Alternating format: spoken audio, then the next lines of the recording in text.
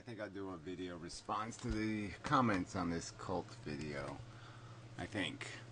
Just because there's a lot of crap about me in here. And it seems like just such bullshit.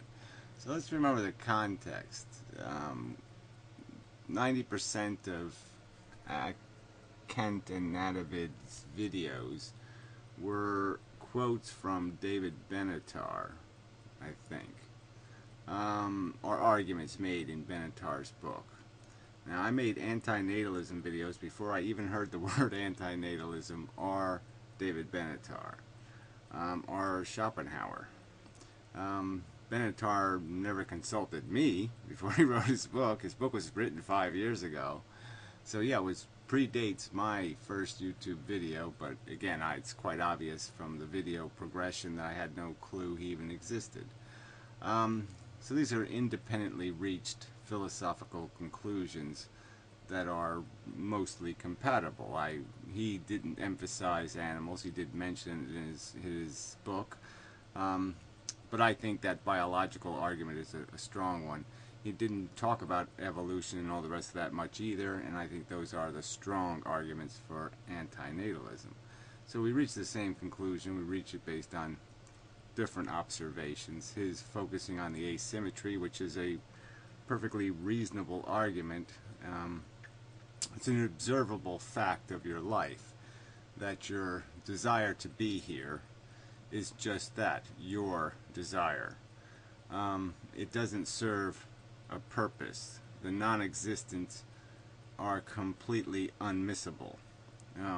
Nobody has, in the history of mankind, has been, what, if we add up all the moments that human beings have spent lamenting the absence of Martians and Venetians, what are we talking about? 13 seconds?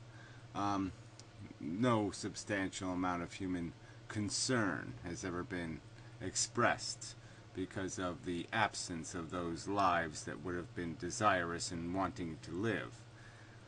So this is a dilemma of our life, is that our desire to be here, our desire to live, is completely of no real merit. Wherein, if we had a desire to stop a rape that was happening in my front yard, and I was to suddenly just drop dead of a heart attack, the merit of my desire that the rape stop, the need for the rape to stop, still exists in the world. And these are not paradoxes of reality, but these are realities of our condition that have substance and meaning. And there's sort of an implication here that yes, you can't be deprived by non-existing. It's a neutral state of no benefit and no loss, which makes it uniquely different. And the fact is that the fact that benefit is capable of being eviscerated in terms of having real value, wherein the value of preventing a harm can endure, is really meaningful as a truth. So anyway, that's the asymmetry argument, basically. I mean, it catches on this fact that our desire to be here is completely a subjective mechanism, that we must exist to manifest this thing called that desire, wherein our need, that need to exist, wherein the need for some harm to be prevented is enduring. It doesn't need witnesses. You don't need, the need for their pain to stop doesn't need a witness, where our need to exist needs us to generate it. It doesn't exist in the world, it exists only in our perception. Alright, I didn't do great with that, but it's good enough. So anyway, that's the substance of his argument. I defended the arguments Benatar made, and I defend the fact that somebody who wrote a book and goes to the trouble should be treated better than this person treated him. And so yeah, I was hostile and I was rude because his videos were rude. They were titled rudely, okay, anti-natalism and depression. Like I said, I could make arguments, atheism and insipid selfishness. Shall I title 100 or 1,000 videos "Atheism and Insipid Selfishness," and insipid gluttony, insipidly stupid heathens? Shall I do that? Would the atheist community appreciate it if I made 1,000 videos, trying to and I called you some sort of something comparable to morbid atheists? I'll come up with some other original word. Just something like that. Some hedonistic atheist or something. And I just keep spouting this kind of rhetoric of the hedonistic atheists. And you would feel appropriately treated. You'd feel that that was conducive to constructive argument. You'd feel that that was the appropriate way to debunk a philosophy. I can do it. If that's the tit for tat you want. If you want me to demonstrate by just mimicking his exact demeanor, I could end every video with a thank you, and I won't swear, but I'll just very politely talk about what debaucherous, self-serving, non-philosophy people atheisms are. Oh, I mean, they're quite obviously just running from God because he gave them a spanking, and like little spoiled babies, they're running away from authority because they're afraid of it. They're afraid to grow up and be real human beings. They can't handle the truth. They can't handle ethical reality. Shall I make preaches like that totally manipulative, totally distortive, totally taking advantage of a fringe element that might exist in the atheist community, like the Amazing Atheist or something? Shall I use him as my platform, my poster child? So like Andy, I'll poster child a philosophy with the idea that, oh yeah, well maybe some depressives might tag along because they just like the anti of it.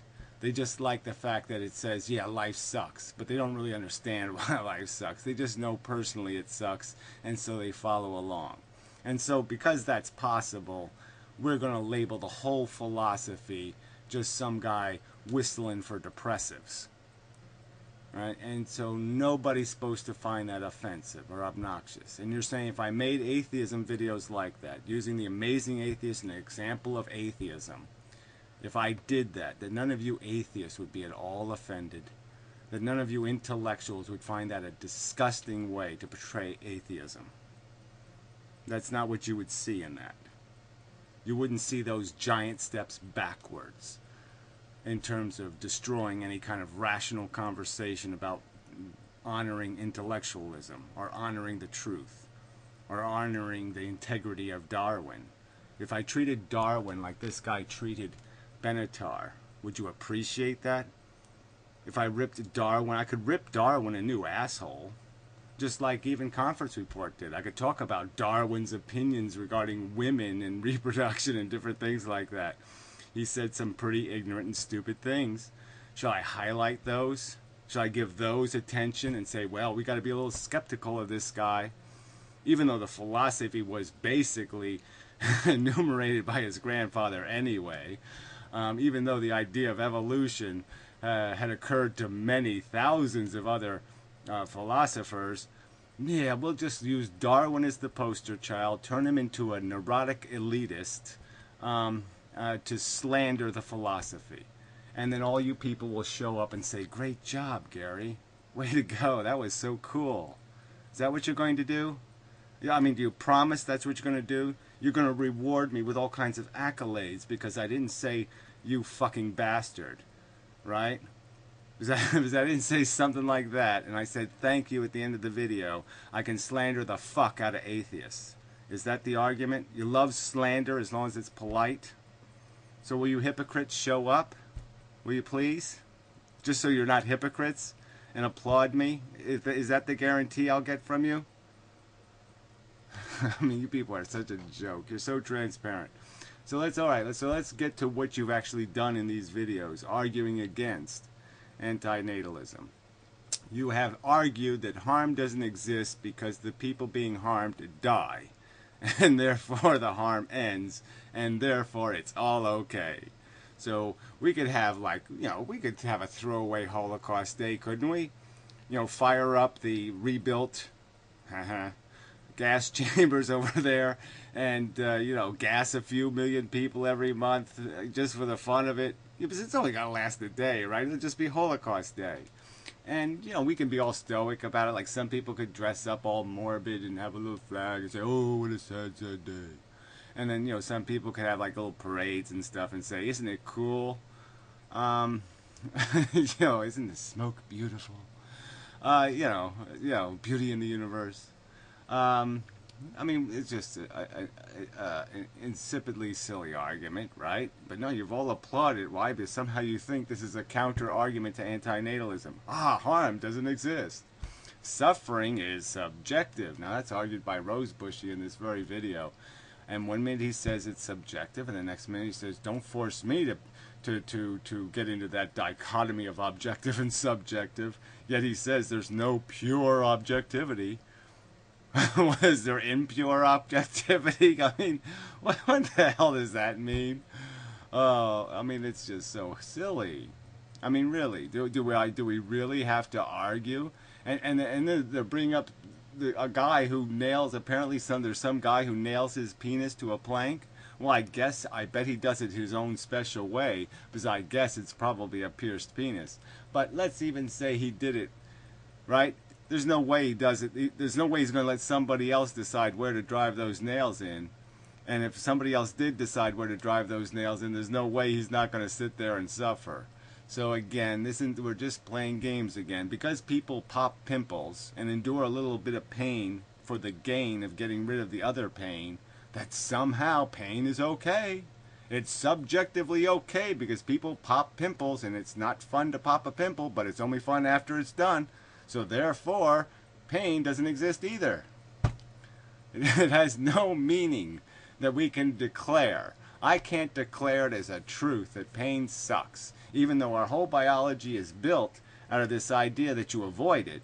No, nature has it all wrong because special leprechauns have fooled us, and the world is really completely upside down. And so because these special leprechauns have fooled our perception, no, pain is really gain, and gain is really pain, and so really I shouldn't be antinatalist, I should be totally pro more babies. Because it's an upside down universe, where biological organisms are repulsed by what they enjoy. No, that doesn't make any sense, does it? No, no sense at all. No sense at all. And so these are the premises of logic. We don't have to worry about pain. We don't have to worry about suffering. We don't have to worry about harm, because these things either don't exist or they go away when you're dead. So therefore, it doesn't matter. So as long as you kill the victims of your crime, it's okay. You can rape and pillage as long as you murder. So yeah, so as long as you murder, rape, pillage, and murder, that's okay. Just raping and pillage is no good, because then you leave the victims alive and then they suffer. And they're having harm because they're still alive. So as long as you kill them, it's okay. That's the logic you guys are preaching. That's the logic you're rewarding. And people are supposed to say what to this? I'm supposed to be civil to this argument, this slander, and then he finishes off with this accusation of a cult. Why? Because he says so. Okay, that's no other reason. Okay, no rational reason. So let's just take another word. So you've destroyed harm, you've destroyed suffering, you've destroyed pain, and now you're just taking the word cult and you're just going to turn that into meaningless mush. It just means anybody who doesn't believe what I believe. Anybody who has a dark philosophy, a negative philosophy, a philosophy that might make people accountable for the fact that there's a huge amount of waste in the world. No, that nature might be a little bit stupid. Oh my God, how dare you declare nature a little bit unspecial, right? I mean, isn't it like nature is at least an educable, at least, right? Because it has All right, it has no hope. It has no brain. That's right. So yeah, it doesn't have any hope. It'll never be any smarter. It's dumb forces, people. Oh, I mean, really, wake up and smell the evolution, atheists. Yeah, and that's really the problem here. These are atheists who I could ridicule. I actually could make the videos quite credibly that they are exactly that. They're just running from the morality, the ethical mandates of the Bible. They don't want to do that do unto others as you have them do unto you. They don't want to be dictated to and moralized at. These are just immature children, just ignorant, stupid, selfish little brats who don't like the idea that they have to be responsible and accountable. That's why they've created a world where lying is basically rewarded and almost never punished. It seems quite obvious that that's the world they want. It must be the atheist's fault. What has destroyed the social infrastructure? When did we become debtor nation? Oh, that's right, when those atheists, you know, the growing atheists, we got prayer out of the school. That's what did it. You want me to make videos like that? You know, use incidental, irrelevant connections to sit there and malign people. And that's all this guy did, and you assholes reward him for it. I mean, but really, so let's just take this cult word real quick. All right, now, if somebody wants to accuse me of deceiving somebody, go ahead and make the accusation. If you're willing to put your money behind your big fat accusation mouth, I am always willing at any time to do the polygraph thing. Okay, so you put up the money, I'll double I'll triple it, whatever. You put up the money for the test, and you get $10,000 if I lie.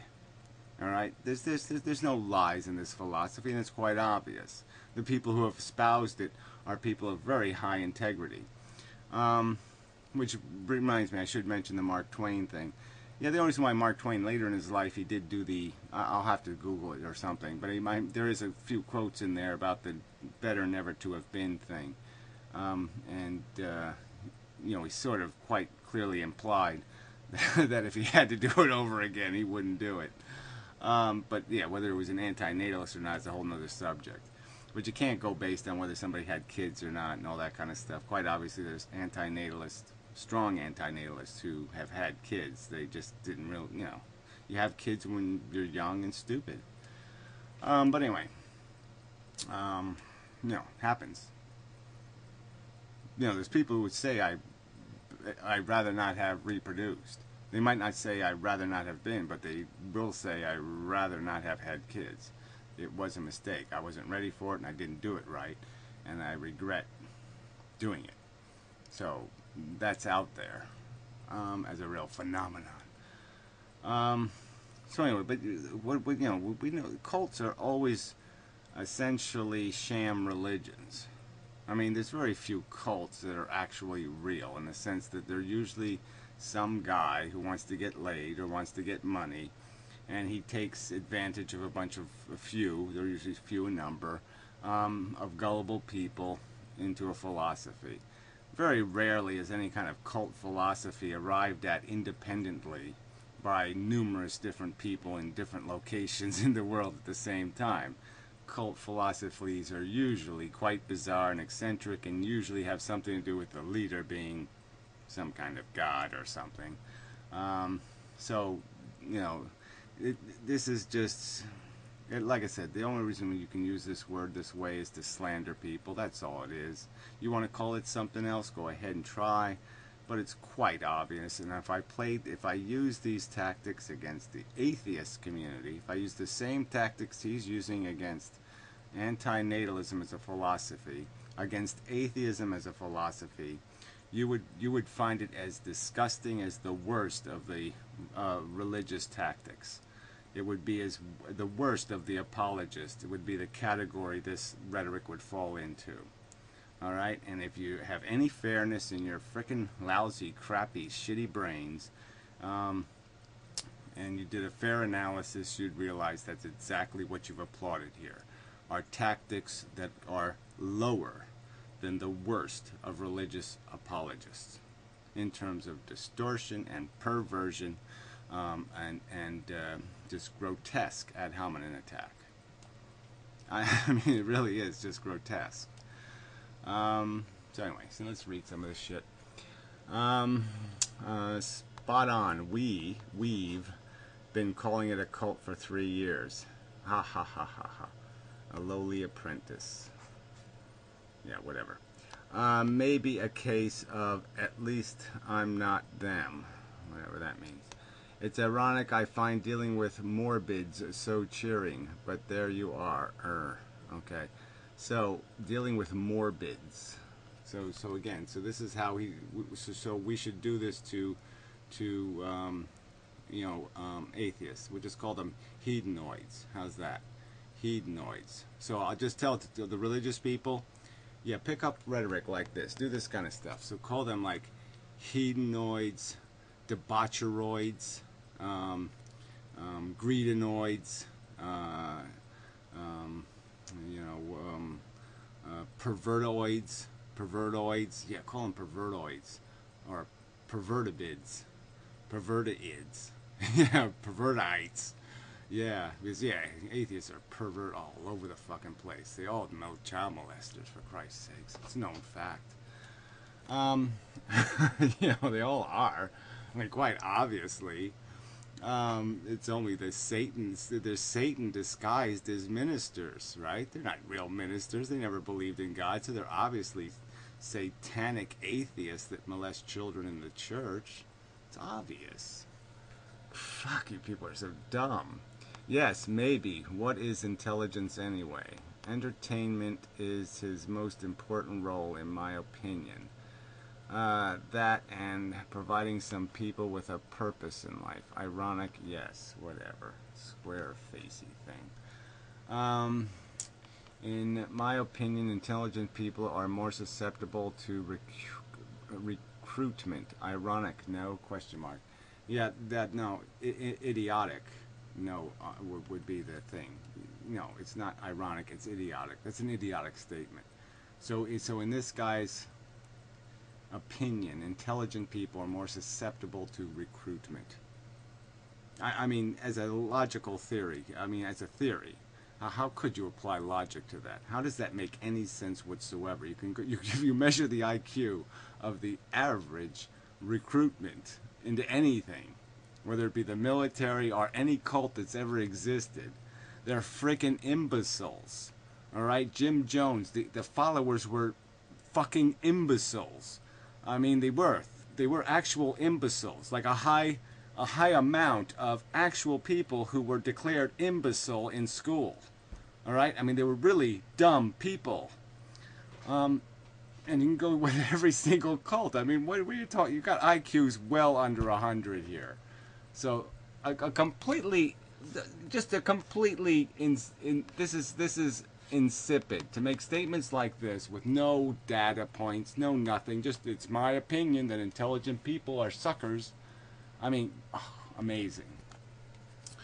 Amazing how many people are suckered in by his supposed altruism.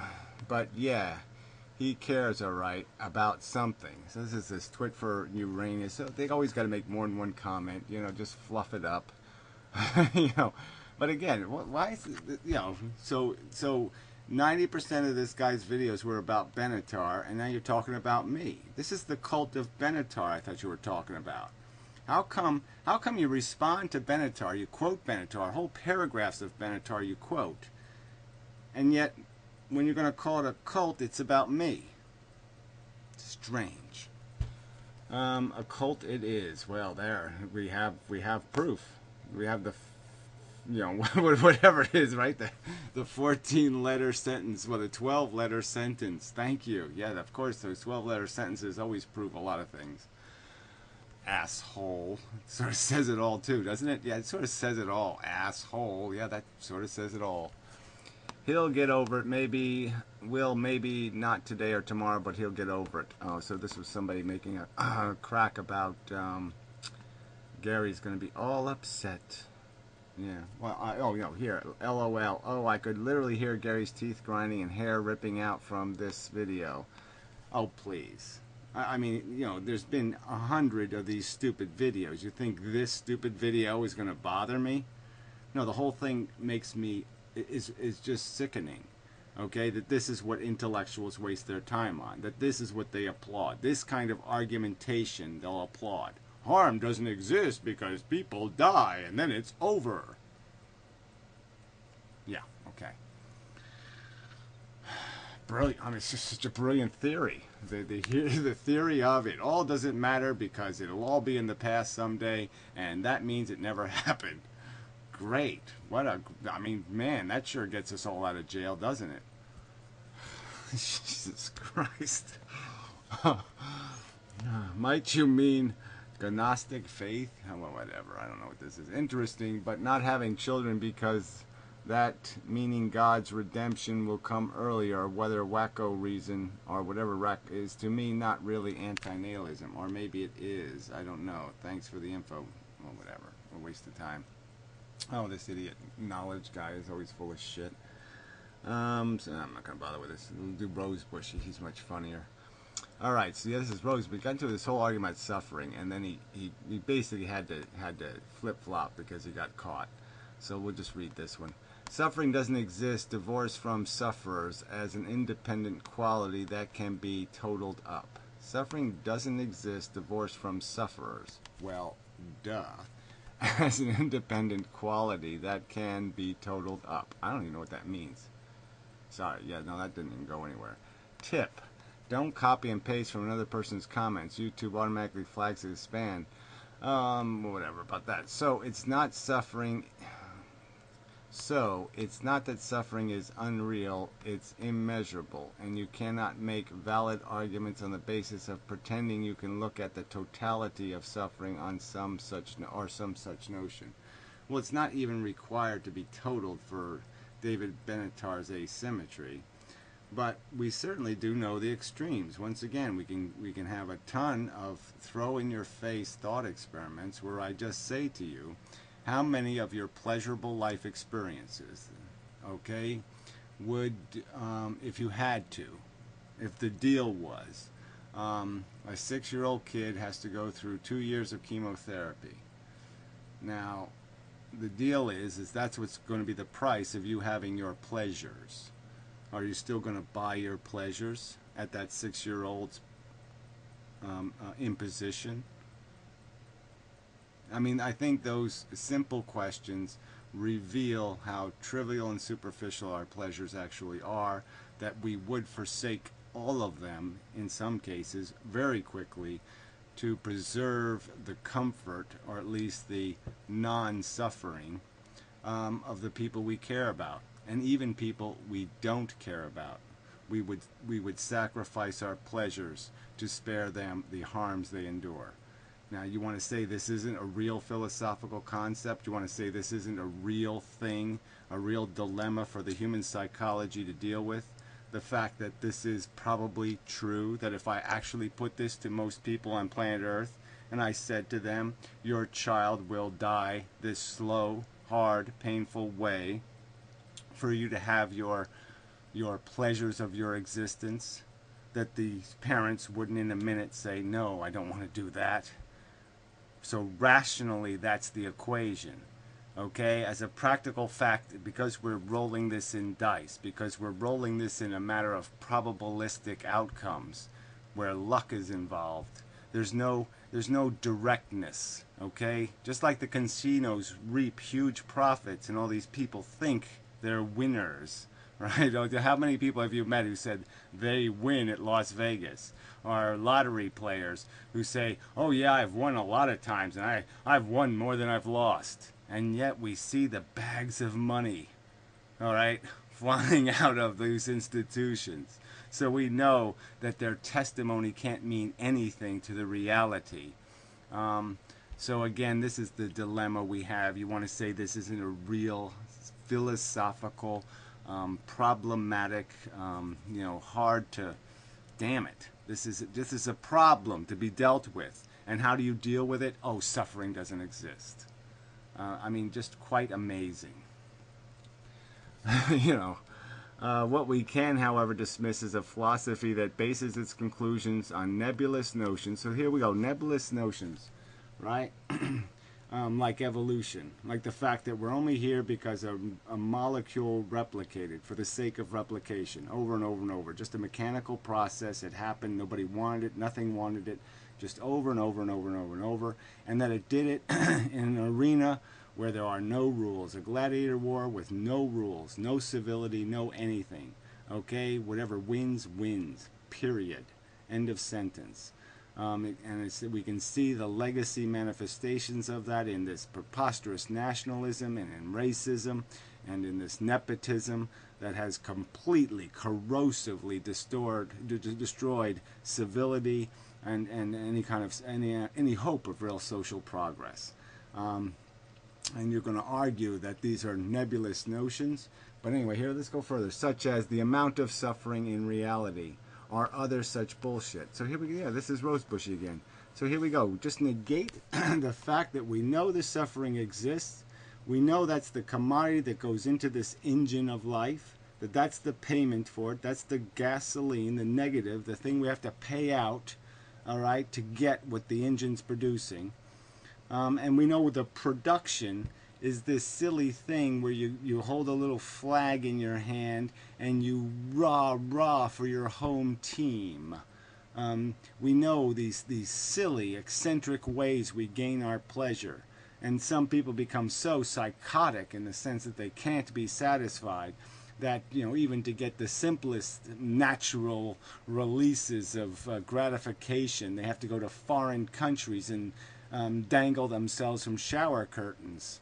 Well, I mean, come on. I mean, you're just being preposterous here to say this isn't a dilemma. All right. So here, more Rose. I mean, he just goes on and on. But let's do one more of his. Let's assume that you go into a spiral depression and you end up hating the world and yourself, and you do nothing but mope until the end of your days. Let's assume that I, on the other hand, learn to live without arms. Start using sophisticated voice recognition tools and become productive in a way that satisfies me. I'm still finding living without arms irksome on occasions, but one of us appears to be suffering more than the other. Well, let's also recognize that the only way these people endure these hardships is because they have some excessive desire. I mean, they're running from death, or they're completely excessively underfulfilled that they would pay the price they pay for it. So again, just don't talk that you just magically overcome. You don't magically overcome. If you wear a prosthesis or something like that and you really want to do it right or hard, you'll have to endure infections. You might get horrible sores or some other thing. You might even risk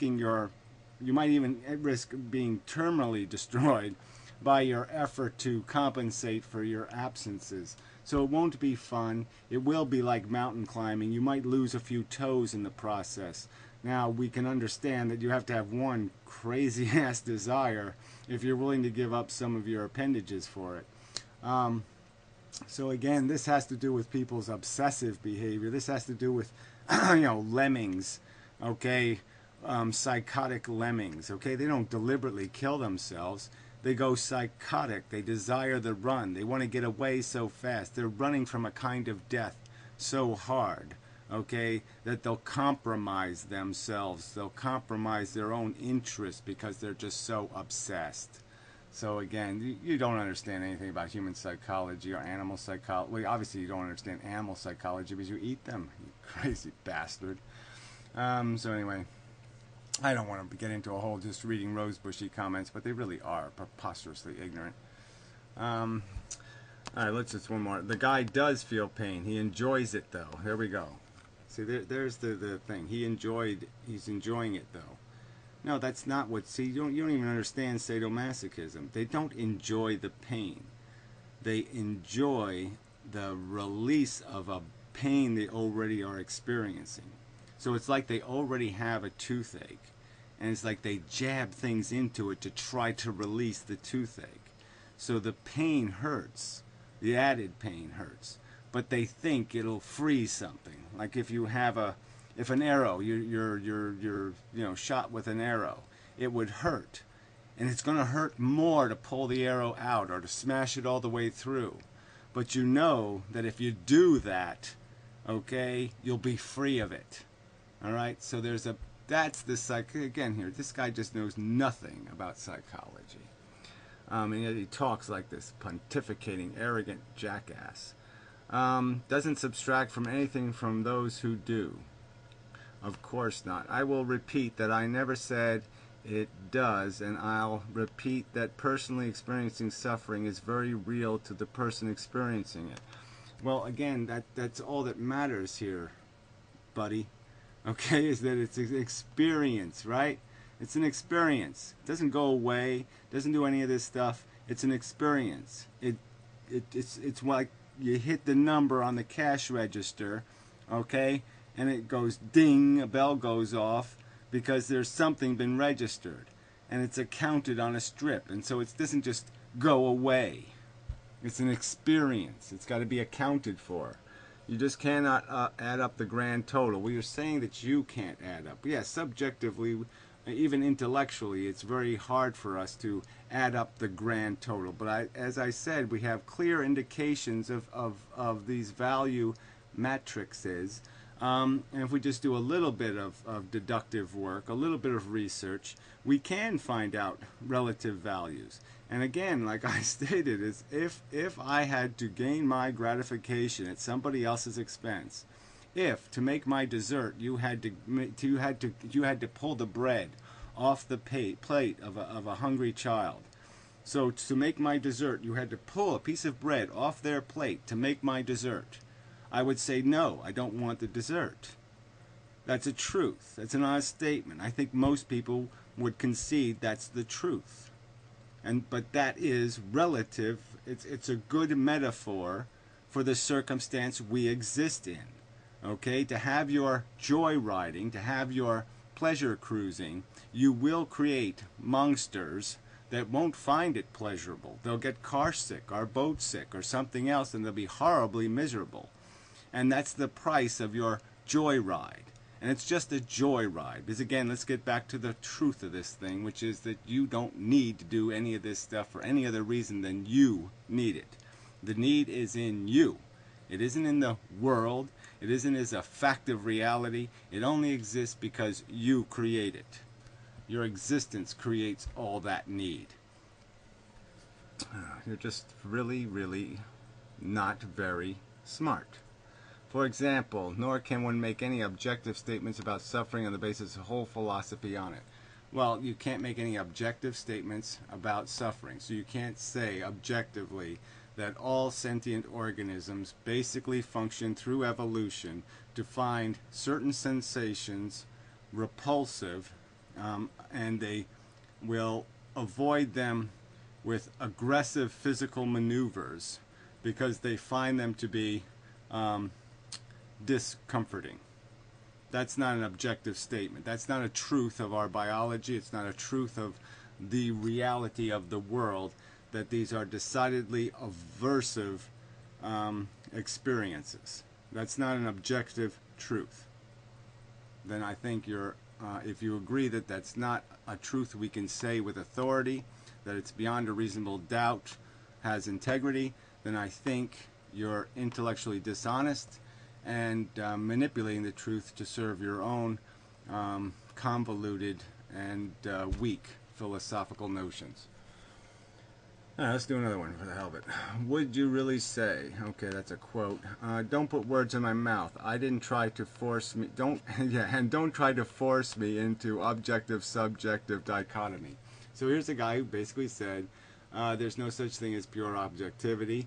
He's basically said it's subjective what you feel, and now he says he doesn't want to deal with this dichotomy. So he wants to use it. He wants to use the dichotomy when it's to his advantage, and then when somebody turns it around on him, then he runs away from the dichotomy and basically just says, no, it's I don't know such things. I don't know anything about any kind of objective subject. I don't even know what those words mean. There is no such thing as pure objectivity, whatever that means, right? No such thing as pure objectivity. Says you, right? Where do you get that from? What makes it pure or impure? There's either bias or there's no bias.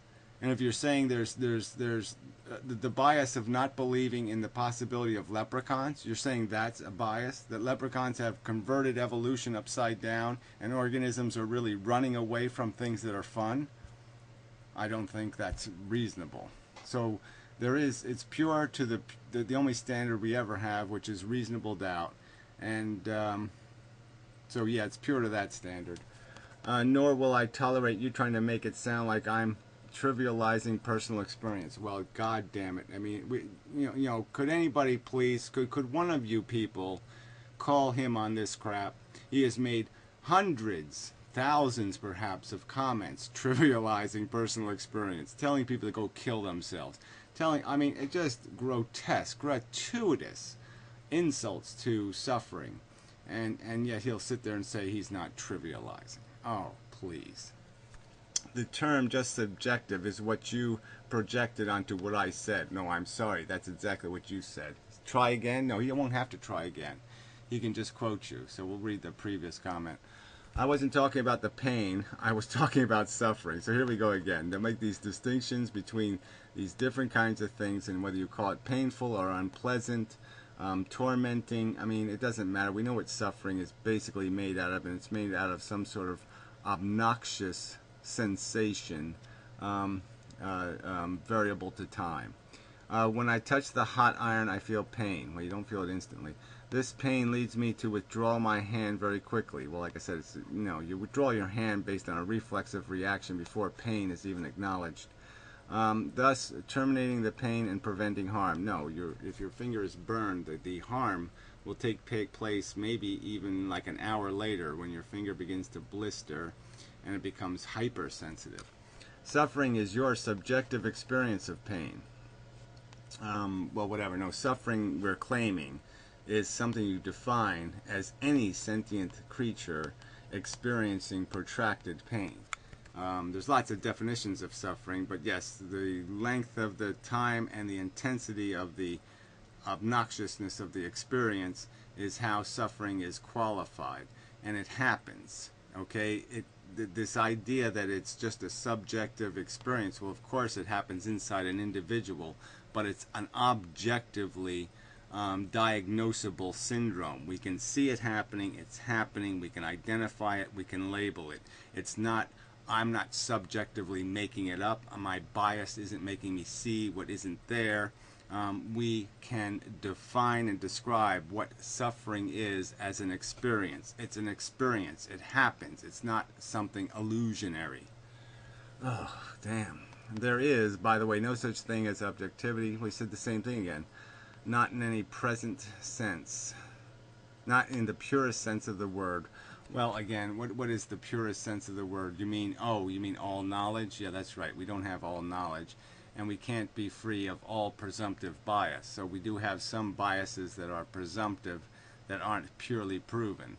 But they're so overwhelmingly reasonably proven, beyond any reasonable doubt, that there cannot be any reasonable argument, except if you're a petty asshole on a comment board supporting narrow, self-serving philosophies. And if you want to hang a whole philosophy on that, nothing less will do. Well, again, no one's hanging a whole philosophy on that. They're hanging the philosophy on the fact that this is all to a reasonable standard of reasonable doubt. So again, you're just so preposterous fail. So anyway, there's a whole bunch of this arguing objectivism, which is sort of a waste of time. Oh, Gabata guy, he's a real idiot too. Oh, their least favorite word. Well, again, so we'll call atheism a cult, right? Especially the beauty in the universe atheists. We can call them a cult so easy. And the ones who do the Gaia thing and stuff and do the whole... people do seem to have an awful lot of reverence for the DNA molecule, so I think I could certainly describe you as cultish in your preservation of the molecule and Borg-like in your obedience to what the molecule tells you should do. You can't even figure out how to wear condoms because the molecule owns you so deep and hard. That sounds like a cult to me. I mean, you're worshiping a fucking molecule, and you're not violating the molecule's, bodily fluids. I mean, yeah, you people are a joke. If it walks, quacks, shits, and swims like a duck. So again, although there's no money, no psychological intrigue, no pain, like we're not even having sex with each other, how could this be legitimately called a cult? I mean, it doesn't have any of the really cult kind of style points at all. Um, so yeah, the only reason why it's called a cult is because you people don't have a real argument, so you have to throw slanderous mud. So bravo, Gabota guy, you're just showing yourself to have the zero integrity. That is my accusation you possess. Zero integrity. You're just a hedonistic, selfish asshole looking to self-reward all the other hedonistic, selfish assholes. So if you all sit there and pat each other on the little behind and say, good job, fucker, slandering people, you all think you have some integrity. But real intelligence will eventually smell you out and perhaps call you on your bullshit. But real intelligence, where are you going to find that on the internet? Yeah, problem there. You people are so stupid. Oh, okay. Hello, Akant Avid. They are as predictable as they are deluded. This cult of inmendham. So again, he makes most of his videos about Benatar, but now it's the cult of inmendham. So brilliant argument. I have a strategy, a political strategy that works very well. When fighting a hydra, well, that makes sense. I take out its legs first. Well, that makes a lot of sense. I keep the head alive as long as possible. Conversely, I have a reputation as a headhunter when it comes to physical altercations. Oh yeah, I'm sure you're really a man. I am going to pick off the followers one by one. This hydra has weak legs and an empty head. Why not have fun? Well, that's just, Q guy. So this is a guy, right, who, made the videos with the false voices and, all the fucking gimmicks and bullshit because he can't make a straight up manly argument. Yeah. I mean, just, these guys are like Dr. Strangelove all over the place. Actually, I can see it fine. It's back up. Oh, okay, this was because, one of the comments was taken out. Alright, well, beyond written words, might as well read this brilliant piece of mush. Inmendham is a fucking idiot, and the people who buy his bullshit are even worse idiots. Well, like I said, they don't buy it. It's not for sale. Again, this philosophy has been around a long time, the word anti-natalism. I didn't invent anti-natalism. I'm an ethicist. But regardless, it's just silly. All the people arguing this can quite competently make their own arguments for why they have this belief system, and I don't have to have anything to do with anything they say. I just happen to have coined a few phrases. Is that a crime? I mean, we're still using natural selection because Darwin said that. Maybe it's not the best way to even say it. Competitive selection, I think, would be a better way to say what happens in evolution. But is there something wrong if people used Darwin's terminology to describe evolution? Does Darwin own evolution? Does he have a copyright on it? I don't think so. Oh, you people are just pathetic. I have to read this rosebushy thing where he's describing history. I used to have a similar kind of grudging respect for Gary until I noticed he can't take advice. Well, why would I take advice from you? Or from anybody else for that matter? Why? Why would I do that? Advice about what exactly? Oh, you mean advice about the fact that 6 million Jews died in gas chambers? Oh yeah, no, I didn't take that advice. Yeah, sorry. Prove that 6 million Jews died in gas chambers. Okay, go ahead. Yeah, no, I didn't take your advice on that subject. Make sure that we do point out, though, that I said 6 million Jews did die horribly in concentration camps and through other methods of destruction in World War II. So I'm not denying the Holocaust. I'm denying 6 million people dying in gas chambers through a malicious plan of the Nazis to annihilate Jews. Okay, no matter how well intended it might be. Well, it doesn't, again, why would I take the advice of a asshole who's calling me a Holocaust denier?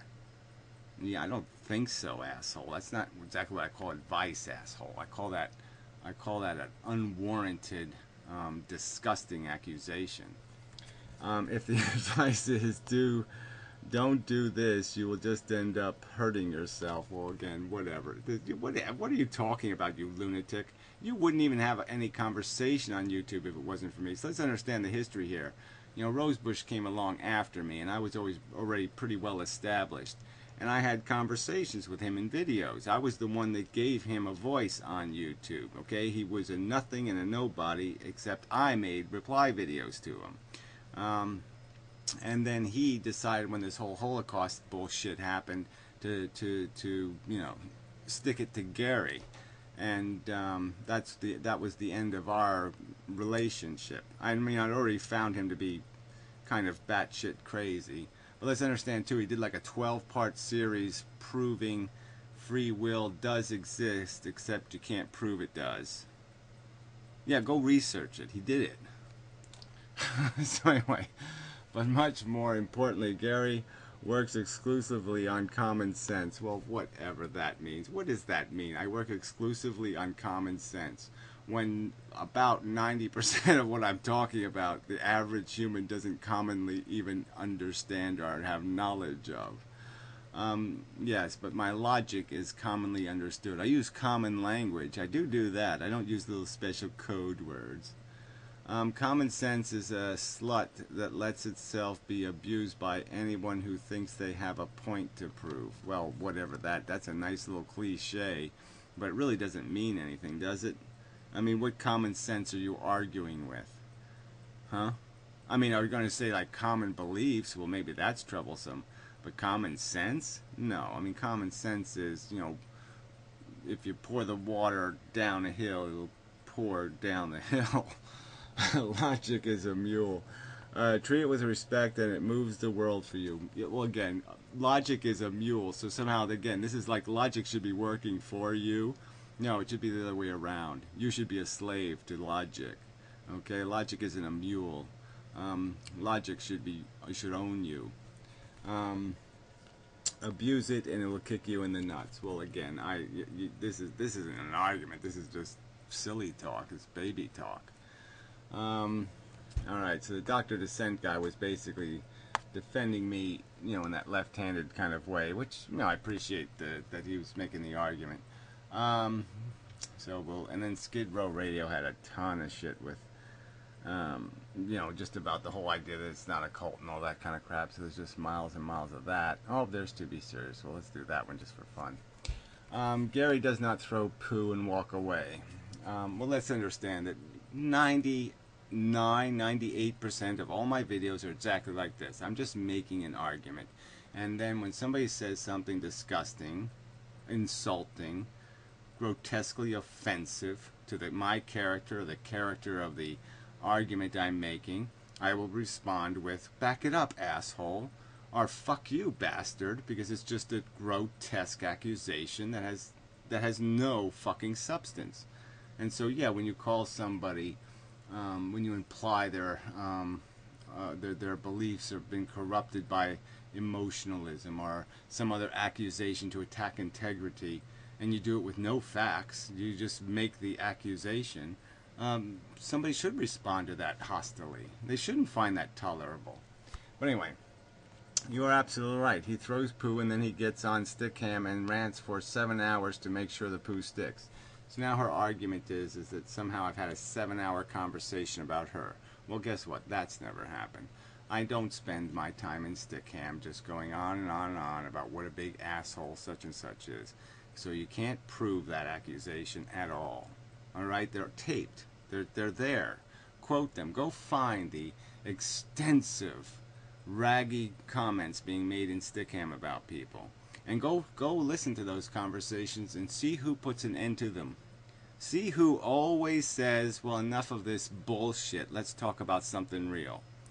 All right? Go ahead and document it. Go ahead and find the real, true context before you lie about other people. And that's all you are. You're, again, lying. Okay? You're a compulsive fucking liar. He uses the same insults for everyone who will not agree with his extremist positions that we need to extinguish all life. Whether they're extremist or not, whether they're popular or not, is totally irrelevant. Why the fuck would I have any interest in compromise? Okay, I mean, we have a Democratic president called Obama, all right? He's basically Ronald Reagan in blackface. Why should I find that good or compromise or say that's acceptable? Why shouldn't I? Because he's calling himself a Democrat, I should say he's okay? No, I'm going to say fuck that shit. And so, yeah, if you're going to basically compromise the integrity of evolution by pretending that it has special fairies in it, of epigenetic fairies that somehow compensate for all the selfish gene dynamics, yeah, that's not going to work for me. He slurs decent with name calling like stupid liar.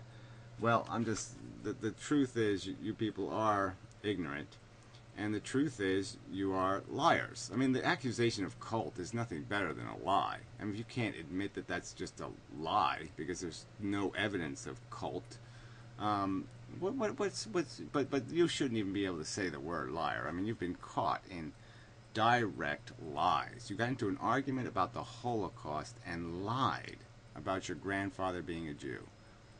You did that. Is there some other word for it? Oh, I wasn't lying. I was experimenting. Yeah, well, welcome to 1984 doublespeak. Lying is an experiment. Oh, fuck me. Yeah. And he often also ridicules any physical problems they may have, like fat, bald, or ugly. Yeah, well, once the ad hominem, like I said, if somebody's going to call me a morbid something, then I'm going to call them a child molester. Okay, yeah, that's the way it's going to work. And you know, the physical stuff has always been a part of YouTube. It's, you know, it'd be better if it wasn't, but I get that crap all the time, and so now and then I'm going to take advantage of it. Sorry, okay, but I do get it all the time.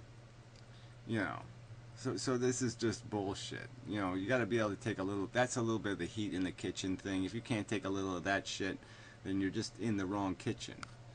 As for his debate with PA, he screams he does not debate. Well, whatever.